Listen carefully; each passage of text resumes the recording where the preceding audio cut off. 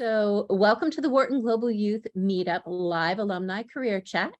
I am Diana Drake, Managing Editor of the Wharton Global Youth Program. As part of our ongoing series of conversations with Wharton graduates this summer, we're talking today with Punit Singh Soni, the founder and CEO of Suki, a tech startup that is using machine learning and voice technologies to build an AI-powered digital assistant for doctors. Punit is a seasoned product leader who has been part of high-growth teams at Google, Motorola, Flipkart, and Cadence Design Systems. He holds an MBA from the Wharton School and an MS in Electrical Engineering from the University of Wyoming. Punit, welcome to the Wharton Global Youth Meetup. Well, it's a pleasure to be here. Thank you for having me. So the way this is going to unfold today is I'll ask you a couple questions because I'm really intrigued to find out more about your business and a little bit about your career. And then we're going to turn it over to the students. Honestly, I hope all of you, please put lots of questions in the chat. It's so much more fun when we hear from you because you are our audience and you're the ones who are really trying to make informed decisions about your future. And you have a wonderful guest here to learn from and to hear about all of his expertise. So please let us know your questions as we go along. So first, I'd like to better understand Suki. Your tagline is "Bring joy back to medicine by helping to lift the administrative burden for doctors." So how does Suki achieve that mission? Can you describe the technology? Sure. Well, first of all, I'm happy to be here. I'll start this conversation by giving you two unsolicited pieces of advice. Number one would be that never accept a meeting at 7 in the morning. And number two would be that always assume that video conferencing is going to be an instance of one. So no matter what you start, it's going to be from scratch. But it's a pleasure to be here. I will echo what Diana said. I hope you ask a lot of questions because this session is only as good as whatever you want to know. I'll start by telling you a little bit about Suki. So, you know, the biggest public health crisis in this country that very few people talk about is physician burnout. You know, I don't know how many of you want to be doctors. I would be curious to know, how many are interested in that and are going to go down that path. But 88% of all doctors in this country do not recommend their profession to their own kids anymore. Wow. And that's happening because they're getting burnt out. They're getting burnt out because of a variety of different things. There is a lot of administrative burden we have put on our doctors, a lot of regulatory burden. For every patient that they see, they have to write down a very detailed note and put together all this information. And if they don't do that, then there are liability issues. If something goes wrong, they could be sued. They get paid based on those notes. And also for clinical care, for their own professionalism, they want to actually have that information written down. So there's a lot of that burden, so much so that an average doctor spends 2 to 3 hours a day outside of clinical care just doing this work. And if you combine that administrative burden with all the work that they have to do because clinical care is so intense, and the fact that there is a pandemic around us that's going on, it's a pretty difficult profession. And they end up doing what they don't. They became doctors because they wanted to be doctors or clinicians. They didn't join it because they wanted to be data clerks and write things and click buttons and check boxes on complicated software. So the purpose of Suki is to build a digital assistant for doctors.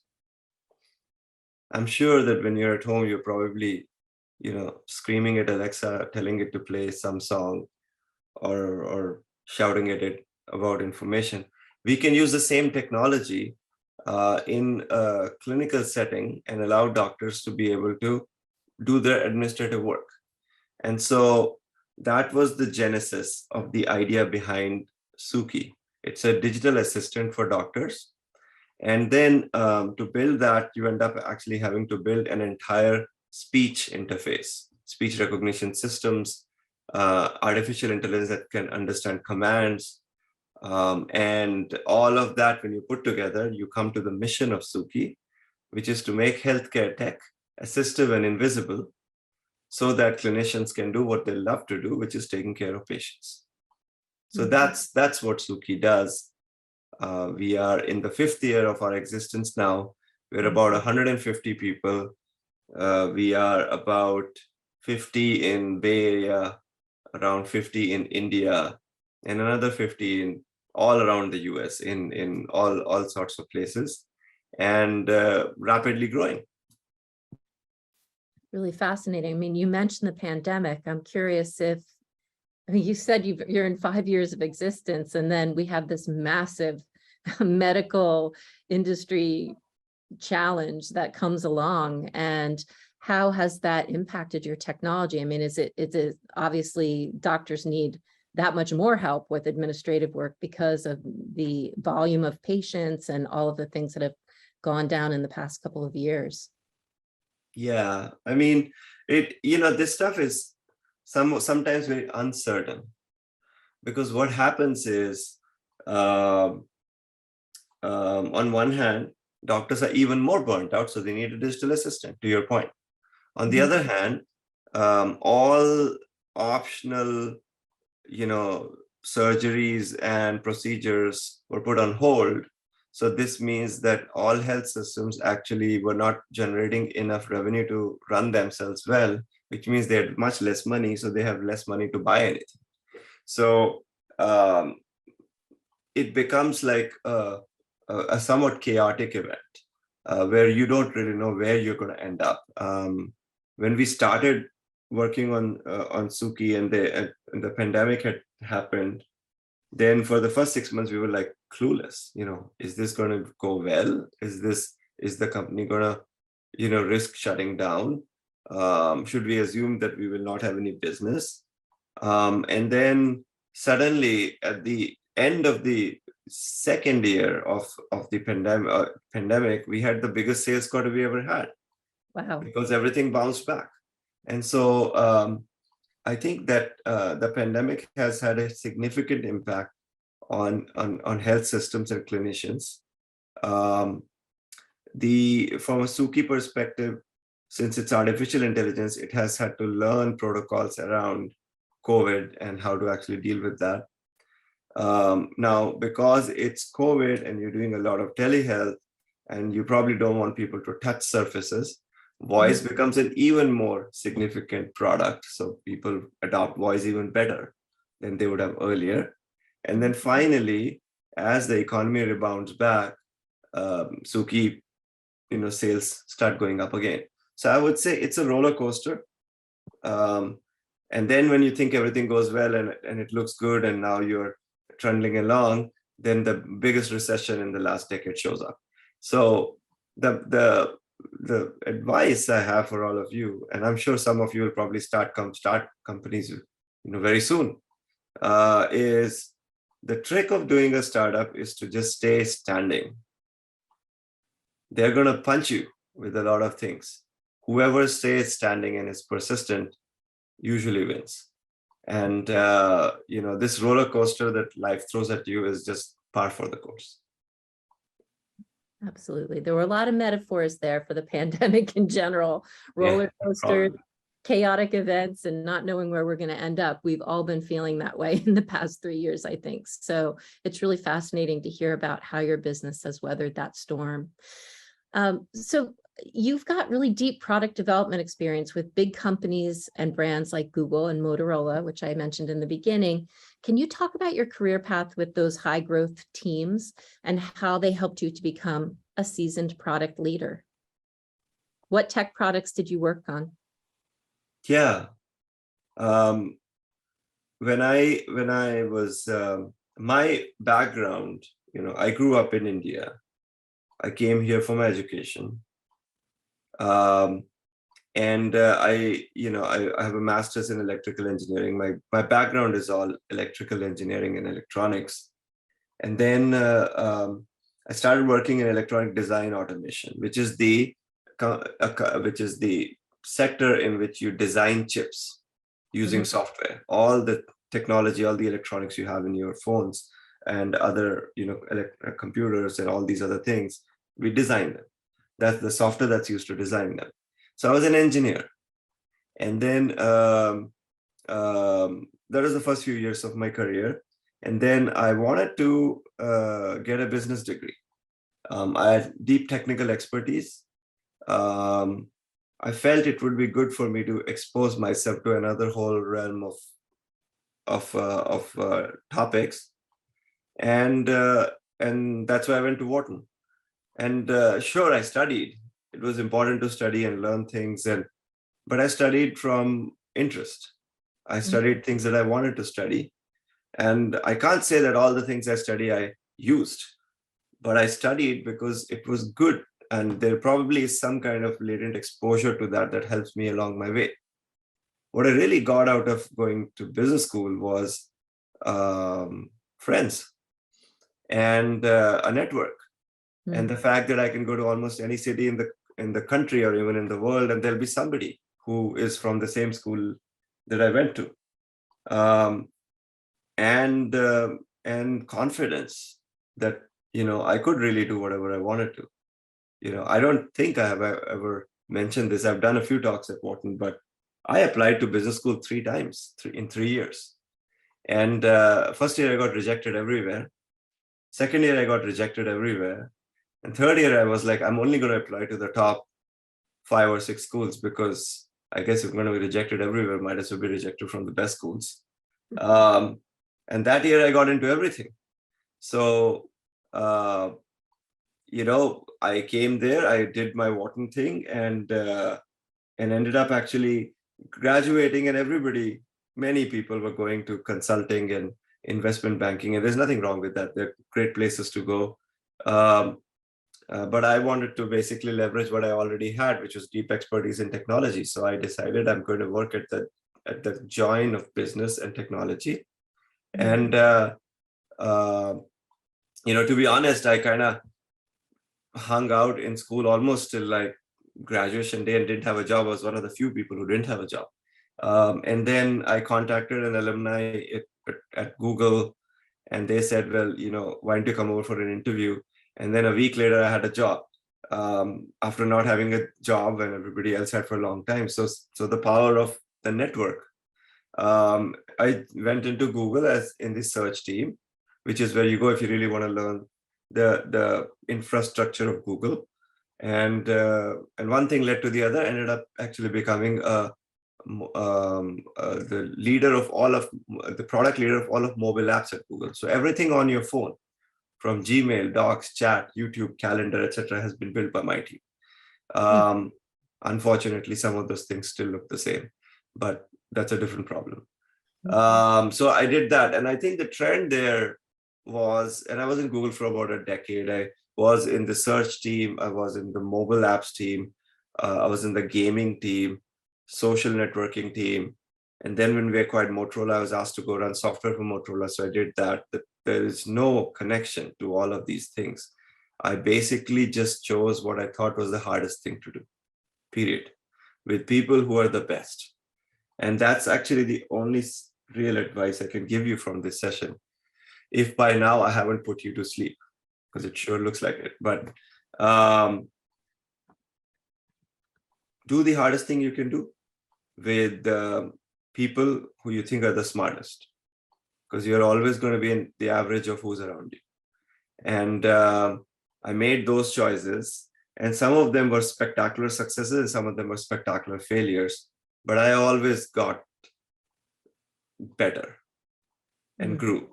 And then I left Google, and I decided what is the craziest thing now I can do, because I've kind of been doing, picking up things within Google that to some extent were hard things.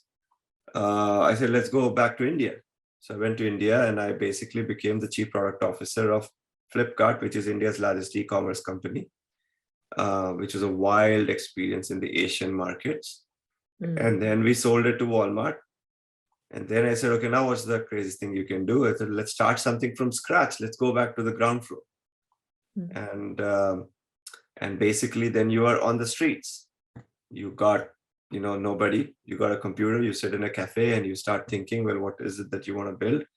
And from there on, you chip away and you end up building this thing. So that's a little bit of my career. I guess the summary for you, Diana, is and everybody is, I'm an electrical engineer who worked in electronic design, then did a little bit of venture capital, then went into search, mobile apps, hardware, e-commerce, gaming, social networking. It's only logical I'm doing healthcare now. So there's no trend to all of these things. It's just whatever excites you and interests you and can help you grow. Mm. Sorry, it was a long drawn out answer to your question, but I hope it was useful. It's very useful. I mean, it's fascinating to hear about your career trajectory and all of the choices that you've made. I think we can learn from each and every one of them. But I would disagree that I think there is kind of a unifying thread, and that's people, and I don't know. It's really important, I think, as we talk about careers to people who are 16 and 17 trying to make decisions about their lives after high school or whatever they want to do with their life, to think about the power of people, right? So you talked about kind of how networking has been so fundamental to you, and also how you surround yourself with, the best and the brightest, because that's going to elevate what you do as well. Can you just talk a little bit about the power of relationships? Because it's not always easy to know necessarily. It's not a skill that comes easily to everybody. And I'm wondering what you would say about that in terms of how best to kind of forge those lasting relationships and build a network that's going to help advance your career, or that's going to help you to feel as though you have support. Right. No, you're right. I think that the summary of the unified themes, and then I'll talk about relationships, is always try to pick up something that will grow muscles you don't have or are weak. The purpose of actually making choices in life from a career perspective is to grow. Well, actually, the purpose of making choices in life generally is to grow. And you can only grow when you pick hard things. Things that excite you, that are interesting, but are hard, are uncomfortable. As you said, and correctly pointed out, choose the people you're going to be around more than the activity. That's actually the key thing I learned when I would choose whether I should go into mobile apps, or should I go into the e-commerce team, or should I go start a company, or should I go to this other company? The question I would always ask is not the actual task. I would say, who are the people I'm going to be around? And that, is very useful in terms of having a very high quality life and experiences and things you do. And then, to Diana, your point, relationships matter. And the question you should always ask is, what can you do for somebody? Whenever you meet somebody and you're having a conversation, there's always something you can add to their lives. And if you actually think like that, you will find that there is going to be a lot of people who will do a lot for you. But more importantly, even if they didn't, you're just going to have a much more happier life. And so now, as time progresses, the balance shifts. In the early part of your career, or when you're 16, 17 and starting to think about things, and you'll go to college soon, etc., there's less you can do for people and there's more they can do for you. And so you're calling people, or you're trying to get together with them, you're having coffee, you're going for walks, you're getting to make friends, etc., or build a network. But as time goes by, there is more and more you can do for others. And so for me, you have to remember my background. I was born in Mumbai in India. I came here when I was a 20-year-old. I had a net total of 0 people in this entire country I knew. Wow. And it's not a very unique story. It's a almost cliched story. This is the immigrant experience that this whole country has been built on. But that means you don't know anybody, and you want to actually build your career from scratch, and you build your life from scratch. You meet people from scratch. You build a family from scratch. Everything happens, right?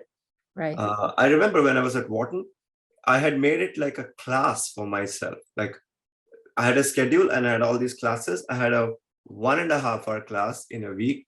The only thing I used to do was call people, email people and call people.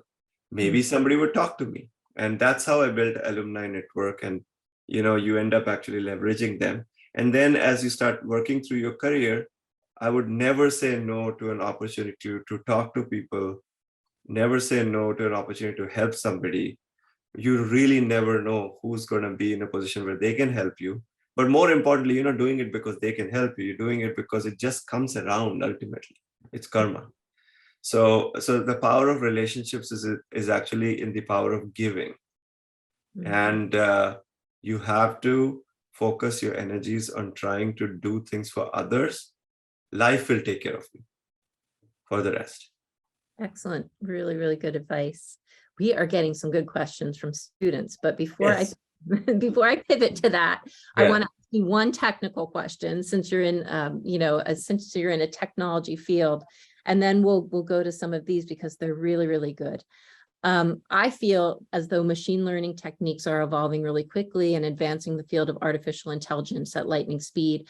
What's it like to be innovating in that space? Are you constantly looking over your shoulder, or at the very least updating your knowledge and your products? Can you just talk a little bit about, I guess, the AI culture and ecosystem right now, and what it's like to be innovating there?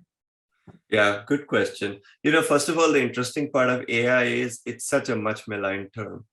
These days, even a dog walking app in Silicon Valley has AI in it. So everybody, goes out saying that they are building artificial intelligence. I think the trick to know if you're really doing artificial intelligence, for those of you who are technically aligned and have some exposure to computer science, a lot of what we call artificial intelligence are basically just if, then, else loops and statements, algorithms that are masquerading as AI.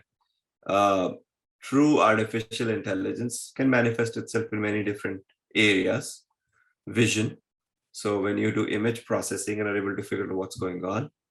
Speech, when you can take voice and be able to translate that into words, and then be able to, from words, understand what is the intent of the person, what are they actually trying to say. And then there is a lot of textual stuff, a lot of algorithmic work, a lot of deep learning stuff that happens. If you're using any of these technologies, you're doing AI. If you're not using any of these technologies, you're not doing AI. And so first is to realize that about 90% of things people say are AI are not really AI.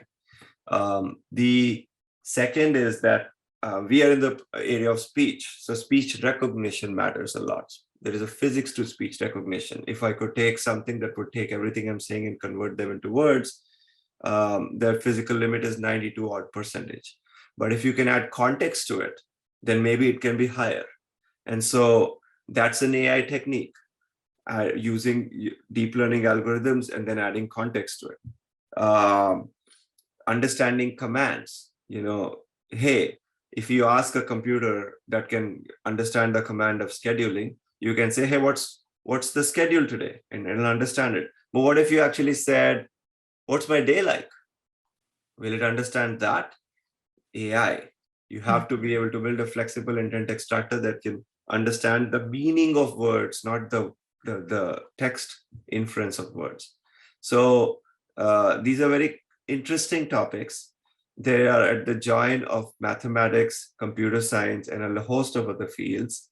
And the trick here is to understand it enough that you can be dangerous, and then have very, very smart people who are great practitioners of it in your team. And to finally end that question, I'll say, Diana, it's very hard to look over your shoulder when you're doing a startup because you're always kind of fighting with whatever's in front of you. And so there may be people doing it, there may be tech happening. I don't know. I'm just basically trying to make sure I can build the best version of the company I want to build. And that's right in front of me. So that's those are my thoughts on AI and technology and what it takes to build those things into a startup. All right, thank you. Lots of questions. Yes. So let's start with Jack. Jack wants to know, so Wharton offers a wide variety of classes covering several aspects of business. During your time at Wharton, was there ever a class you took to push yourself out of your comfort zone that you enjoyed? What was the class about? I can't say that I felt completely out of my comfort zone, because if you have the right attitude towards learning, then everything feels exciting. And you have to remember, you all are going to now apply and go to school, and it's this beginning of your career in some ways. When you go to business school, you have actually worked a few years, then you go to business school, and you go there not because it's a default thing that you have to do. You go there because you make a very conscious choice to do it. And when you make a very conscious choice at that stage in your career to do it, then you're just genuinely interested in just going and exploring everything you can. And I'm not saying you're not when you go to college. Now you should, but there is a difference between a 26-year-old who's going to go out of their way to actually explore something. So from my perspective, I was just interested in all sorts of things, which very sadly were kind of unrelated to what I was going to do. I wanted to do product management ultimately, strategic classes, marketing classes, technical innovation classes, entrepreneurial classes work very well. I'm sure would be ideal for me. But I actually did all the other kinds of classes because I knew I was going to spend a lot of time in my life doing all that stuff later. So I ended up taking private equity in third world classes or developing world, classes. And I did a lot of accounting classes, which I genuinely hated. My God, they're hard. I did a bunch of finance classes. I took a derivatives class. I took classes that gave me intellectual stimulation and joy. And oddly enough, somewhere in the periphery of the work I do, the exposure that helps me. And so the entire degree was a little bit out of the comfort zone. The thing that I actually did really spend a lot of time on, Jack, was things outside those classes. I started, good for-profit, a group within Wharton that was focused on using entrepreneurship for good stuff. I choreographed dances. I went on leadership treks. I went to Cotopaxi twice, Antarctica once. I explored the places, the attributes of my personality that I hadn't really focused on earlier. And that, the act of going mountaineering and that became a lifelong passion after that. Those kind of stuff I never did because I was always studying or focused on just career. And that actually is what Wharton gave me. It gave me the confidence that I could try out things that may not look quintessentially as the academic things you have to do, but actually develop your personality in more ways than one. So Leland wants to know, have you ever felt lost in your career trajectory due to the wide variety of fields that you've worked in? Would you say that specialization is not necessary? As in, how do you get jobs that you clearly had no past experience in beyond the network? Yeah, super good question. Is specialization necessary or not necessary? That's a very personal and individual question. You may actually end up being so passionate about a particular area that that's all you really want to do for the rest of your life. That's fine. That's great. But then there are other people who basically just flit from one topic to the other. And that's fine too. Have I felt lost? No, because underlying all of this, I have a very common and constant specialization. I'm an engineer who has a business degree. So you give me technology and I will crack how to build a business on it. That's as simple as that. Now, if that technology is in mobile apps, or it's in search, or it's in hardware, or it's in e-commerce, or it's in healthcare, or it's in enterprise software, that's just, that's just the cover. That's just the material that you're working with. But inside that, the logic, the algorithms, the technology, the understanding is the same. What school gives you is not necessarily knowledge, but the ability to know and learn. And so for the rest of your life, wherever you go, you will get things you don't know, and you have been taught how to learn at school. And so therefore, if you're good at it, you'll pick it up very quickly. And what happened with me, Leland, is that after the first couple of flips like these, I became pretty confident that I could pick almost any area. And in about 3 to 6 months, I could really get it. Now, I may not be the best healthcare, professional in the world. I may not be the best e-commerce, practitioner in the world, but I can assemble those people, and I can understand the choices that they have to make, and I can understand how to actually inspire them to actually get things done. And I can find common patterns that actually work across technology and business. And that's enough to actually really do a good job. So long answer again, but it's a choice, and you can make that choice, and you will not feel lost because you will hold on to your core education and your core skills as you try different problems. Let's move on to Laksana, who asks, which, based on your years of experience, is a challenge that most entrepreneurs underestimate, and how can they overcome that challenge? God, there's so many challenges. I think almost no entrepreneur underestimates challenges, because once you start doing it, boy, it hits you like a wall of bricks, basically. So it's super hard to actually start, because how do you start? Cold start. Imagine you're just sitting there and you're going to build a mountain and then climb it. And the act of climbing a mountain is pretty hard. The act of building it is even harder at the start. So now you're like in a cafe and you're writing a document. And one day that document is going to lead to a building full of like 150 people working in it. How do you go from here to there? The validation of the idea. Will people actually want the product that you want to build? Will they pay for it?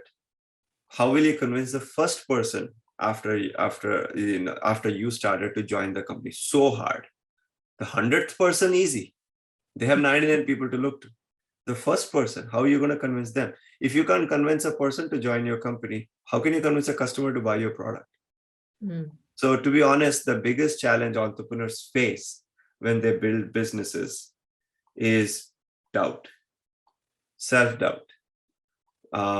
You look, relaxed and happy, and you walk into rooms and you inspire people to do their best work, and you have a mission, and you can change the world, but deep inside you're scared. Am I right? Is there an imposter syndrome? Can I even do this? And that can stress you out, and that can have mental health implications. So a lot of entrepreneurs face that issue. Some hide that very well, others don't. The best way to solve that is to surround yourself with a strong family and a strong set of other entrepreneurs who are basically going through similar things, so you can talk to them. At some point, Laksana, you're going to start a company too. Find right mentors, find other entrepreneurs who are doing it, and be very close to your family. Those are the 3 ways that you can actually overcome that. That is the most significant issue that most entrepreneurs face. Great advice. Let's see. So Jonathan has a very specific machine learning type of question. So let's see. What courses and resources at Wharton prepare or teach you about the technological aspects of your startup, like artificial intelligence and machine learning? Yeah, I can't answer for the broader program at Wharton. I can only tell you what I learned in business school. And I did business school, in 2007. So AI was a blip in people's eye at that point of time.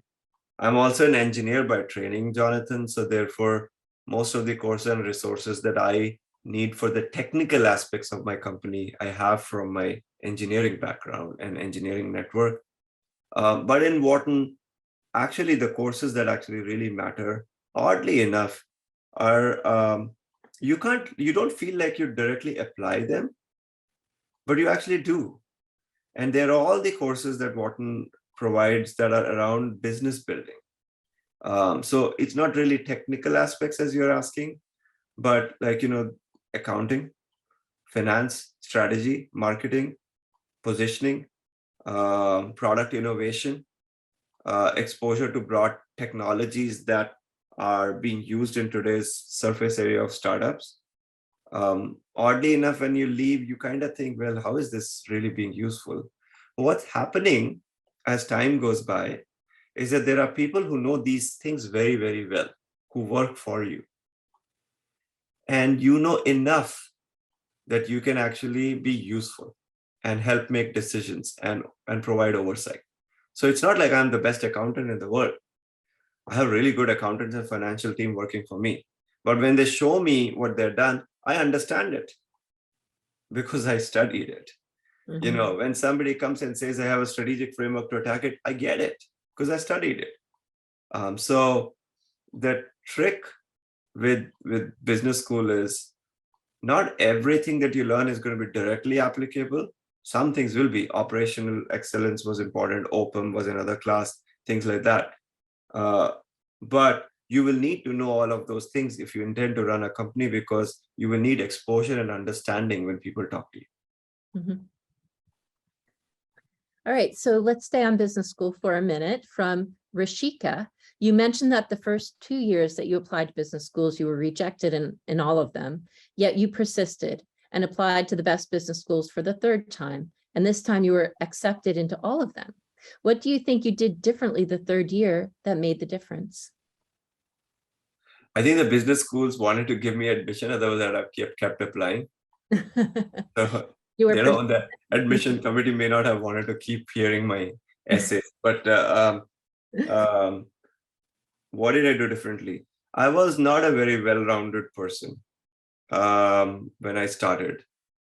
And I realized very quickly, and you're kind of in a very, let me say, how can I say this in a politically thoughtful, correct way? You're in a very large group of very similarly backgrounded people. And schools almost always have to optimize for diversity, because a large part of education is all sorts of different people. Yes, Indian engineers, there's a lot of them, and they all apply to a lot of the good schools. So therefore, you have to find a way to stand out. And more importantly, you have to, I realized very quickly that I will have to become the version of the person that I want, that should be admitted. And you can't become that version. Some people try to become that person by just writing that essay. That's the version. I was interested in becoming that person. And so I was an engineer. Sure, I had a few different things I had done, but I had done a lot of theater. So I actually dug deep into theater and choreography more than I would have in the last few years before that, because I felt it's important to indulge that direction more.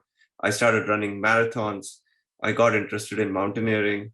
I took a course in child psychology and went and started volunteering. I didn't do these things because I wanted to write a good essay. I actually did them. And it just took 3 years to get to a point where I'd done enough of it that I could become the version of the person that schools would want me. And that's really what happened. Because in my case, I felt that if I could get an interview, I would get in. I could convince people, but I needed to get an interview. And to get an interview, you have to stand out. And so the difference is in persistence. The difference is in the attitude of growth and deciding to become the version of the person that wants to be admitted. To be honest, Wharton's awesome, great, but you don't get in, it's fine. Because by the time you get to that point, you've actually become a much better person. So the act of applying has actually made you better. Then it became gravy that you got in. And actually, it's true, by the time third year rolled by, I was feeling so good about where I was that it was almost probably must have shown through my essays or my confidence that everybody wanted. So I would focus, Rishika, on the destination.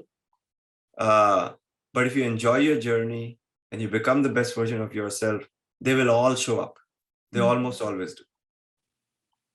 Really great. It sounds like life became your teacher there, and that's super powerful. All right, so I'm going to combine Patrick and Ananya's questions because they're related. Sure. Patrick asks, you've spoken a lot about your relationships with other classmates and alumni. Could you speak more toward your relationship with professors and their impact on you? Are you still in contact with them, either in a personal or professional context? Ananya adds to that, how did relations with the alumni network benefit you in your personal journey and with your startup? Yeah. Professors and alumni. Yeah, I mean, absolutely. There is always that one professor or the one teacher somewhere who actually has such a fundamental difference in your life that even you don't know it till a long time later. There are professors like that in Wharton.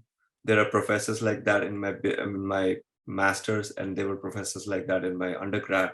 And am I in touch with them? Of course, I'm in touch with them. The interesting thing is the dynamic changes over time. You go from a student-teacher relationship to they start treating you like peers. And by the way, you can contribute back because they may be doing some research that you can sponsor. They may have a bright student who you could actually bring in and give that person a job or an opportunity. So there are these relationships. If you think about my master's and other places, I have a deep connection with my schools. At Wharton, I try to at least make, at least pre-pandemic, I would come there and do at least one talk a year and spend time with the school. In my master's in Wyoming, I am actually spending a lot of time with the computer science department, electrical department. They come here and visit us, and I go there, and we're trying to help build up that ecosystem to actually help strengthen that school. So there are many ways in which you can contribute. It always starts from the right teachers and professors. One of the most seminal teachers in my life was actually in middle school. Somebody who was an English teacher who realized that I had the potential for oratory and for being on stage, and she encouraged me, and that actually really did matter for the rest of my life. So they do impact you, and you will soon be in a position where you'll be exposed to them and learn from them. But then again, you'll be in a position where you can be of use to them. I would remember both. And then Ananya, every day. Alumni network is not really anymore called alumni network. They're friends. And they have come to my wedding. I have gone to all of their weddings. Every event that happens in our lives, we meet each other. Our kids are now starting to grow up around each other. They're some of my closest friends. And the interesting thing about Wharton especially, I've noticed, is it does engender a very honest, down-to-earth crew of people. And all the friends I have, they're very accomplished, but they don't flaunt it. They're just people, and they're caring. And so I think the impact of my Wharton friends in my personal life is probably way more. The startup, it's just an addition of all these other things that I've probably done in my life that it's sometimes hard to tease out which is which. But in my personal life, I would say the Wharton experience has been seminal. Okay. Oddly enough, that's not really going to be on the brochure of business schools, by the way.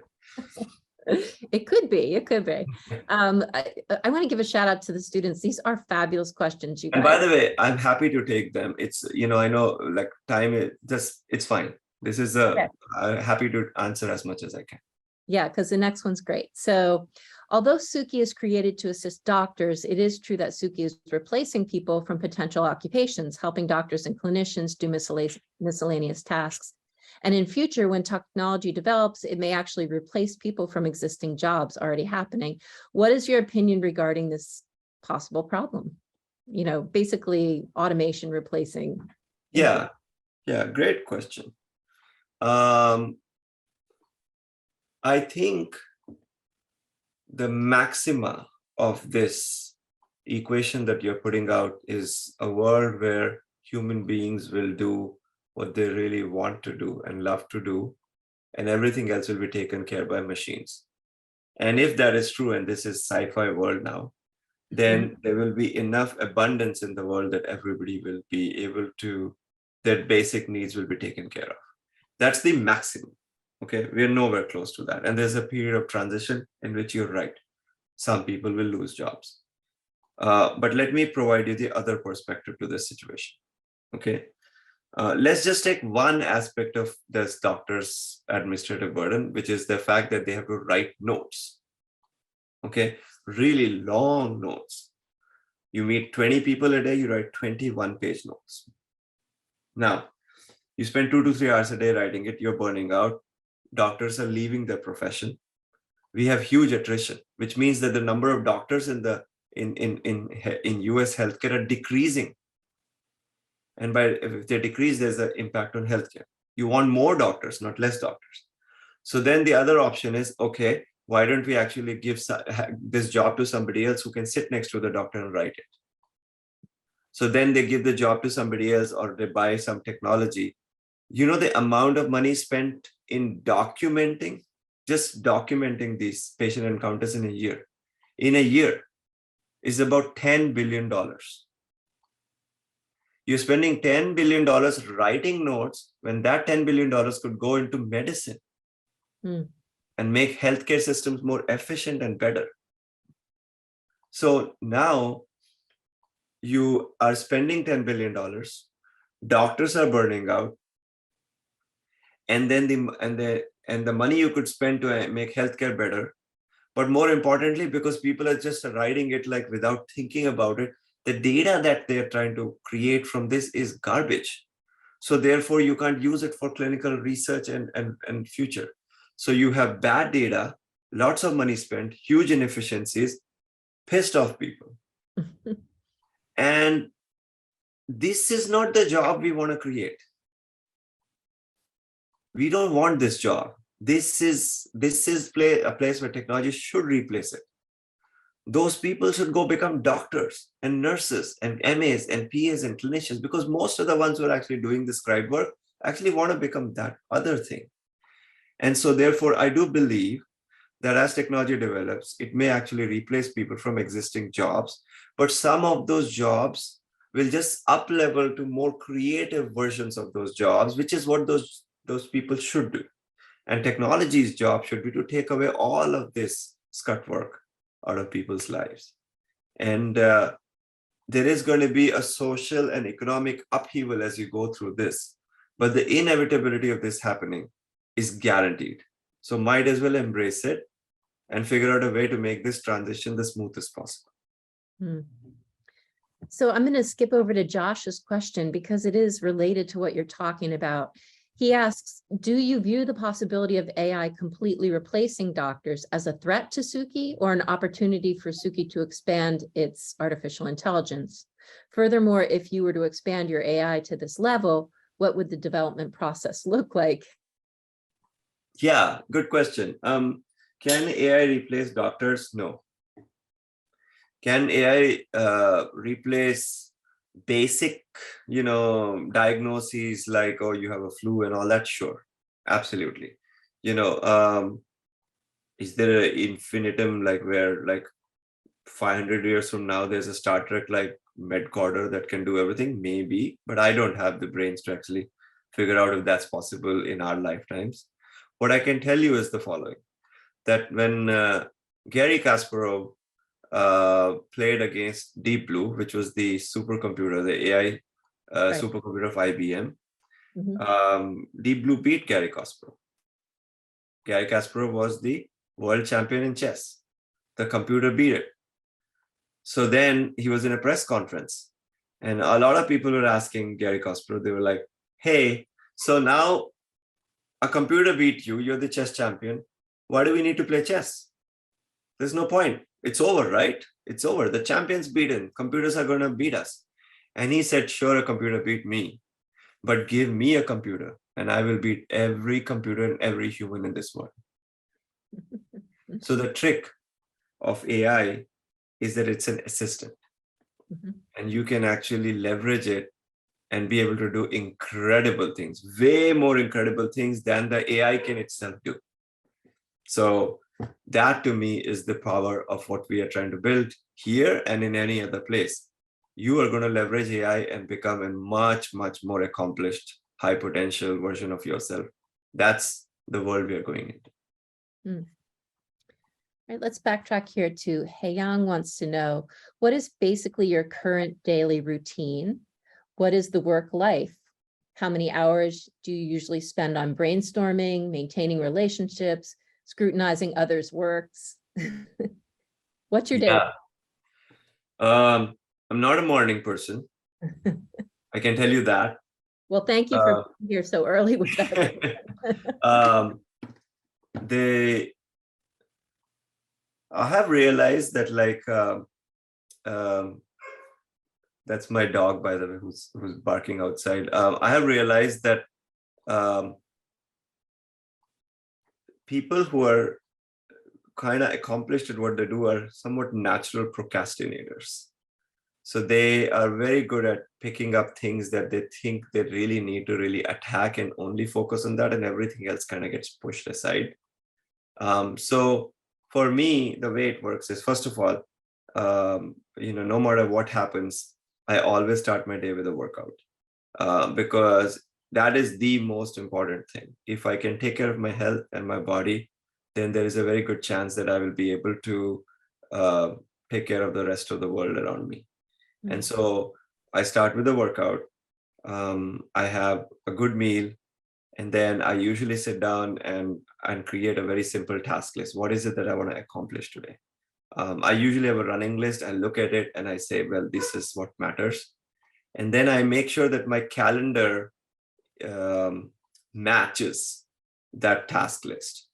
And I've created enough space. I try to make sure that at least 33, the key attributes of my schedule are 33% of the time is completely free. And the focus in this at the start of the day is health.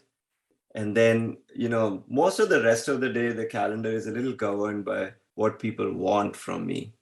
Usually there are sessions and GPSs, where we call them general decision-making sessions. I usually block those into chunks. So instead of having 15 meetings over a week, I say, here's a 4-hour session where anybody can come to me, bring a directed problem, bring data, and we will give you a decision. No matter what happens, you will leave with a decision. And so that's the focus. And then it's evening. And when it's evening, then it's family. And I usually make sure that I'm at home with my family, at least get 1 hour of playing with the kids, because that's the best part. And then dinner, put them to bed. And it's after I put them to bed, I get back to work. So that's generally my schedule. Weekends is completely useless. There, I try not to work on weekends, no matter what. And focus my energy on reading, hiking, and being with my family. Yeah, balance is really important. I want to mention it's 11 o'clock, and if you are in a summer program, please go to your summer program. We know this is a great conversation, but ideally it's actually being recorded and you can watch the whole thing if you missed the end. We're going to try to stick in here for another 5 minutes or so to get through some of these questions. Jalal would like to know, this is a question about motivation, and I think it's a good one. How do you keep that motivation and drive flowing for many years? you mentioned there's a lot of things coming at you and that you just have to stand your ground and you have to be the one who's still standing when they all pass by. But how do you stay motivated? Perspective. You gotta have perspective. What is my problem? I grew up solidly in the middle class. My father is a nuclear scientist. My mom is a psychologist. There was great emphasis put on education. I got really good education.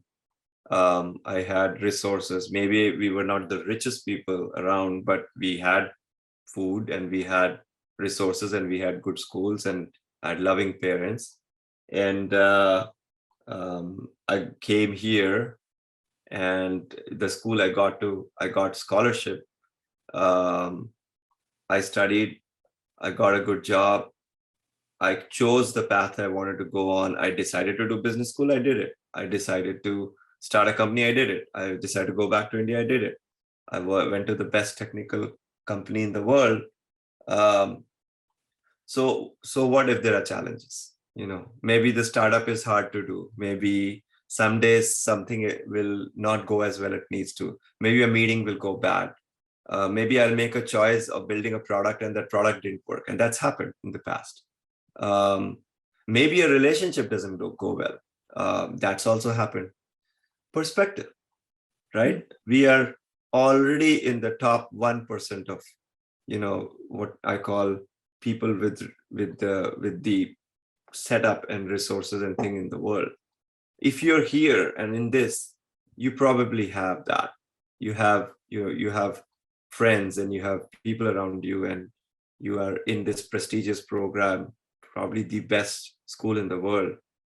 So what challenges can life give to you that can be overwhelming? Because at the end of the day, you're so lucky already.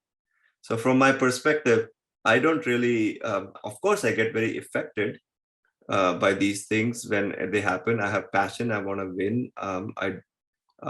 It hurts me if I'm not doing well, etc. But I have to also remember that I'm very, very lucky and life is good. And it's all a sum of all these fun things that you can do. Just do them. At the end of the day, there's no point taking it so seriously anyways. We're all going to end up at the exact same place. So that's how I keep myself motivated. I'm just trying to have fun. And the outcome is just a consequence. Okay, a couple more questions and then we'll wrap up. Are there any books you recommend for an aspiring entrepreneur or business person? Yeah, don't read business books. Oh no. The Wharton people are going to be angry with me. Wharton Press will not like this. No, go do your education. I work really hard to stay as far away from reading things, books of business, etc. Because you're learning. There's a whole class you're taking by just starting a company, and you're surrounded by extraordinary people. I find that if I have time to read, I read like completely different things. I will read neuroscience. I will read, Victorian literature. I will read like sci-fi. I will read just fiction of all sorts of things. The thing with life is like having exposure to the human condition is the best education you get to start a business or be an entrepreneur or do whatever else you want to do in life. And there are two ways I can tell you that you can get dramatic exposure to human condition. Number one is traveling. Number two is reading books. And books is a super cheap way of traveling. And so therefore, I read books. I try to read all sorts of books. I try not to really read too many technology and business books. This doesn't mean I don't read. I will read papers. I will read blogs. I will read other things that keep me on top of things. I will surround myself with smart people who can teach me stuff.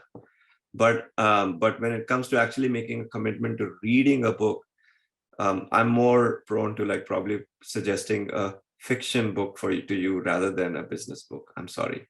Now, there are a couple of books that I will still leave you with, so you don't feel completely, that your questions answered. The hard things It's called The Hard Things by Hard Things. I forgot the exact name. It's by Ben Horowitz. That's a great book. The Lean Startup. That's a great book. The Everything Store, which is Jeff Bezos' story. Great book. Those are the books. The Nike book is really good. Also, I forgot its name. It's you can search for it. Just look for the book on Nike, a Nike story. But these, once a year in our company, we do an offsite, and we ask everybody to read a book. These are the lists of books that they have read, and then we discuss it as a company. Okay, one more question from our students. Saksham wants to know, as you are from India, what is your family's view on your studying abroad? And were they supportive or involved in your journey to build Suki? I mean, my family's view on my studying abroad, my family was very supportive. They wanted me to go study. They didn't really mind if I studied in India or I studied in US, as long as I studied more than I had, and I had finished my undergrad at that point. India is obviously quite fascinated by keeping kids studying. So, so their measure of success was primarily how much I could study. And my dad had an undergrad, a grad, a postdoc, a PhD, and he finds me a disappointment because I don't have a PhD. But in general, I did get 3 degrees out of it, so that's good.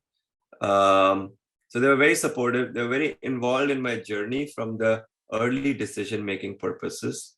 But then once you actually graduate from undergrad, you're sort of kind of on your own, and probably rightfully so. They're there as your safety net and backup. When you mess things up, they're always there to hold you. But the decisions that you have to make in life, when it comes to your career and things, more or less tend to be your own. And so I think the family's role changes from being active advisors in the decisions to being people who are pillars, who are standing behind you with their hand up, ready to catch you when you fall. And that's what they did very well. Excellent. So I want to give you've been wonderful in giving advice throughout our conversation. Anything else you'd like to leave the high school students with who are listening today? Kind of a parting shot that you might have?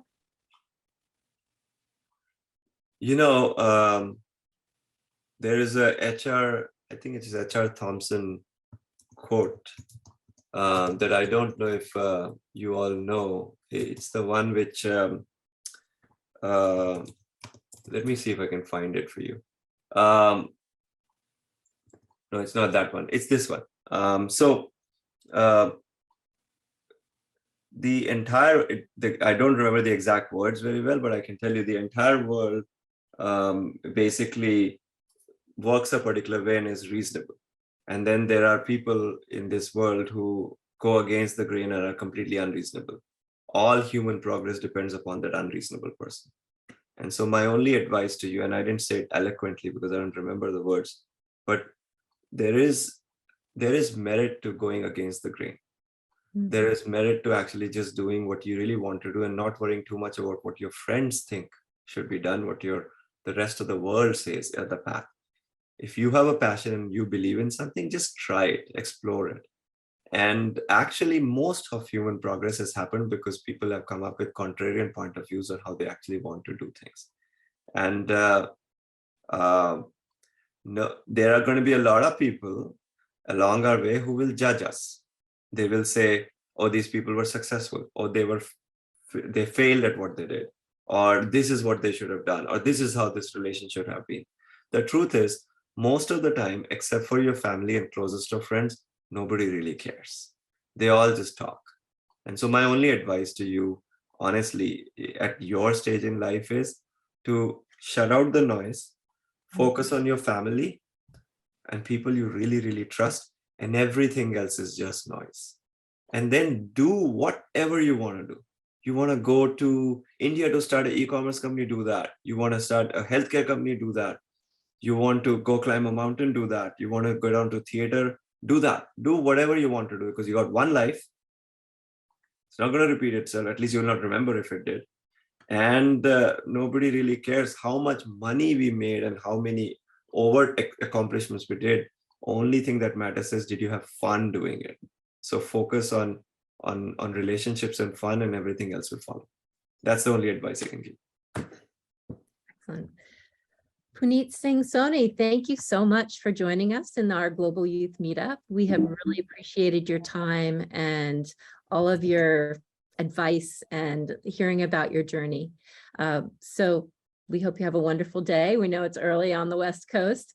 And all of you, please join us again for our live alumni career chat. Stay tuned for all the details. Have a great day. Thank you. Bye. Take care.